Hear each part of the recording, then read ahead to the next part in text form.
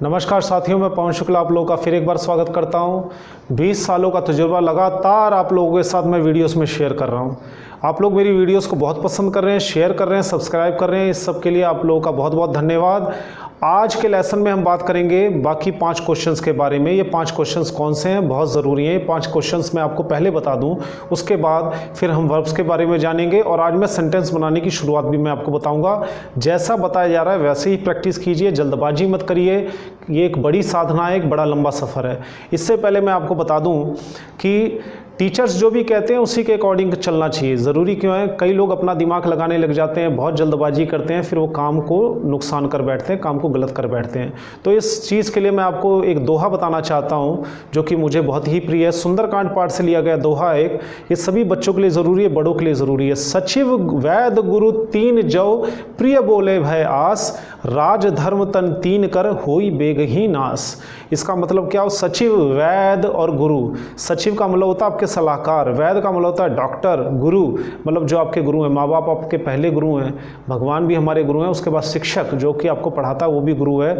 अगर ये आपके डर के मारे प्रिय बोलना शुरू कर दे, अच्छा बोलना शुरू कर दे कि बच्चे को बुरा ना लग जाए, बुरा लग जाएगा तो फिर हमसे दूर हो जाएगा, क्या फ़ायदा हुआ, या जो आपको अच्छा लगे उसके अकॉर्डिंग चलने लग जाए, तो इसमें 3 चीज़ों का नुकसान होता है। यानी कि आपका सलाहकार, डॉक्टर और गुरु अगर आपसे मीठा बोले तो आपका नुकसान होना ही होना है। उनकी कड़वी बातों को आप प्रसाद के रूप में अपने अंदर जो है शामिल करें।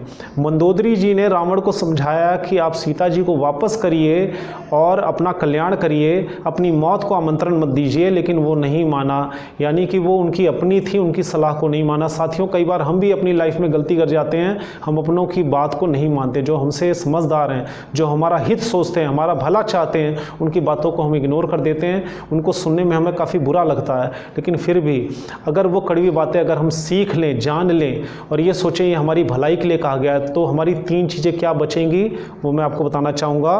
राज धर्म तन तीन कर, होई बेगही नाश। आपका राज चला जाएगा, यानी जो कि सुख सुविधाएं हैं, जो कुछ भी है आपके पास, उसका नाश होना शुरू हो जाएगा। दूसरा धर्म, धर्म का मतलब है आपके अंदर की सच्चाई, आपके गुण, उनका भी धीरे धीरे नाश होना शुरू हो जाएगा। तीसरा तन, आपके शरीर का भी नुकसान होना शुरू हो जाएगा। बहुत सारे लोग ऐसे हैं जो नशापत्ती करते हैं, झूठ बोलते हैं, शराब पीते हैं। इन सारों का शरीर किसी काम का नहीं रहता है, क्योंकि जब इनको समझाया जाता है कि बेटा इन चीज़ों को मत करिए, सलाह दी जाती है, तो इन लोगों को बहुत बुरा लगता है। तो मैं उम्मीद करता हूँ कि आप लोग अपना राज, यानी कि जो भी आज आपके पास भगवान का दिया हुआ है, अपना धर्म और अपना तन, शरीर का नुकसान ना करना चाहें, तो आपके सचिव यानी आपके जो माँ बाप हैं, जो आपके शुभ चिंतक हैं, उनकी सलाह को मानिए। और जो डॉक्टर्स हैं और जो वैद्य हैं और गुरु जो हैं, इन तीनों की बात जब भी आपको समझाई जाए तो उसे जो है अमृतवाणी मानकर, उसे प्रिंसिपल मान के, उन्हें जो है सक्सेस की फ़िलॉसफी मान के एक्सेप्ट कर लें। नहीं तो आपको बहुत बड़ा नुकसान उठाना पड़ेगा। ये बातें कुछ देर के लिए तो बुरी लगेंगी, लेकिन लॉन्ग टर्म में आपकी पूरी ज़िंदगी पड़ी है, बहुत ज़्यादा नुकसान करेंगी। तो आइए लेसन पे आते हैं। आज के लेसन में हम 5 सवाल जो आपके साथ डिस्कस करेंगे वो ये, क्या सब्जेक्ट की तरह वर्ब भी सिंगुलर प्लूरल होते हैं? नंबर 2, कितने एक्शन वर्ब्स के साथ हम शुरुआत कर सकते हैं? नंबर 3, सब्जेक्ट और वर्ब का तालमेल क्या है और ये ज़रूरी क्यों है? नंबर 4, क्या एक वर्ब की जगह हम सब मिलता जुलता वर्ब लगा सकते हैं? नंबर 5, क्या सेंटेंस बनाने के लिए वर्ब्स ज़रूरी हैं? ये 5 जो सवाल आप देख रहे हैं, इन 5 सवालों का जवाब मैं आपको ज़रूर दूंगा, वीडियो के लास्ट में दूंगा। उससे पहले मैं आपको बता दूं कि आज कौन से 5 वर्ब बताने जा रहा हूं और सेंटेंस बनाने की शुरुआत कैसे उनसे हम कर सकते हैं। तो आज का लेसन बहुत इंपॉर्टेंट है, लास्ट तक बने रहिए, आपको बहुत कुछ सीखने को मिलेगा। तो आइए, पहले मैं 5 वर्ब दूँ, इससे पहले इन 5 सवालों का जवाब दूँ, उससे पहले 5 वर्ब्स और दूंगा और इनको सेंटेंस में कैसे यूज़ करते हैं आज मैं आपको बताना चाहूँगा। आज के वर्ब्स हैं take, drive, live, help, play. Take का मतलब होता है लेना, ड्राइव का मतलब होता है चलाना, हेल्प का मतलब होता है मदद करना, प्ले का मतलब होता है खेलना। इसकी 3 फॉर्म्स होती हैं। पिछली वीडियोस में भी बताया गया था, फिर एक बार बता दूं कि जनरली एक वर्ब की 3 फॉर्म्स होती हैं। वो टाइम के अकॉर्डिंग, यानी कि प्रेजेंट, पास्ट और फ्यूचर के लिए यूज़ की जाती हैं। आप किस सेंस में कहना चाहते हैं उनके अकॉर्डिंग उनका यूज़ होता है, ये नहीं कि एक ही वर्ब से आप सारे काम चला लें। तो ये 3 फॉर्म्स आपके सामने दी गई हैं जो मैंने आपको बताया। टेक की हिंदी होती है लेना, ड्राइव की मतलब होता है जैसे कार वगैरह ड्राइव ड्राइव करना यानी किसी वाहन को चलाना। लिव का मतलब होता है जिंदा रहना, और लिव का एक और मतलब होता है कहीं पे रहना, जैसे आई लिव इन दिल्ली। तो दो मतलब हो गए, काफ़ी कुछ सीखने को है, सीखते रहिए, ध्यान देते रहिए। हेल्प का मतलब होता है मदद करना, और प्ले का मतलब होता है खेलना। इनको यूज़ कैसे करना है सेंटेंस में, उसके बारे में मैं आपको बता दूं। इन सभी के साथ पेन और कॉपी उठाइए। आई, वी, यू, दे, ये 5 चीज़ें मैंने आपको बताई हैं। 5 सब्जेक्ट के साथ आई टेक, वी टेक, यानी पांचों सब्जेक्ट के साथ एक एक वर्ब को यूज़ कीजिए। एक एग्जांपल दे देता हूँ मैं आपको। I take, we take, you take, they take. I drive, you drive, we drive, they drive. इनके साथ ऐसे पांचों वर्ब्स के साथ आई, वी, यू, दे के साथ पांचों का इस्तेमाल कीजिए। इसके आगे अगर आप जोड़ सकते हैं तो बहुत अच्छी बात है, नहीं तो इतना तो काम करिए। मेरी आने वाली वीडियोज़ में इससे आगे की जानकारी मैं आपको दूंगा। अब आइए इन पांचों को याद भी करिए, लिखिए। अगर आप बना सकते हैं तो बहुत अच्छी बात है, बनाने की कोशिश करिए, अच्छा रहेगा आपके लिए। और आगे की वीडियोस में मैं इनको और ज़्यादा जानकारी देकर इन सेंटेंसेस को बड़ा कैसे कर सकते हैं, कंप्लीट सेंस, कंप्लीट मीनिंग कैसे निकाल सकते हैं, उसकी जानकारी मिलेगी आपको।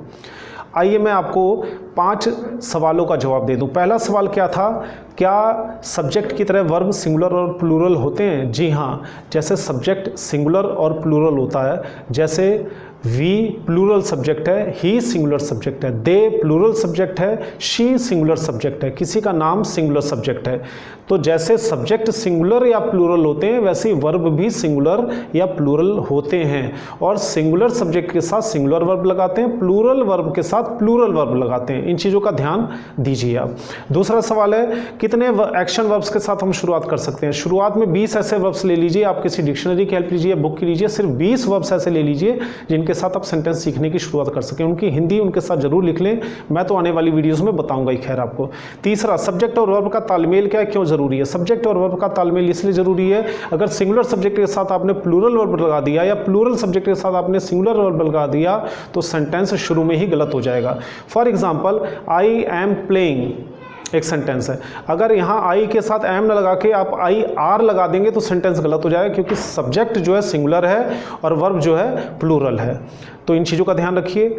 अगला पॉइंट है, अगला क्वेश्चन है, क्या एक वर्ब की जगह हम मिलता जुलता वर्ब भी लगा सकते हैं? बिल्कुल लगा सकते हैं, लेकिन उसके लिए थोड़ा सा परफेक्टनेस होना जरूरी है, यानी आपकी भाषा के पे पकड़ होनी ज़रूरी है, तभी आप लगा सकते हैं। जैसे ट्रस्ट और बिलीव दोनों का मतलब एक ही है, जैसे ड्रिंक और टेक दोनों का मतलब एक ही है, बाय और परचेज दोनों का मतलब एक ही है, लेकिन इनमें फ़र्क है।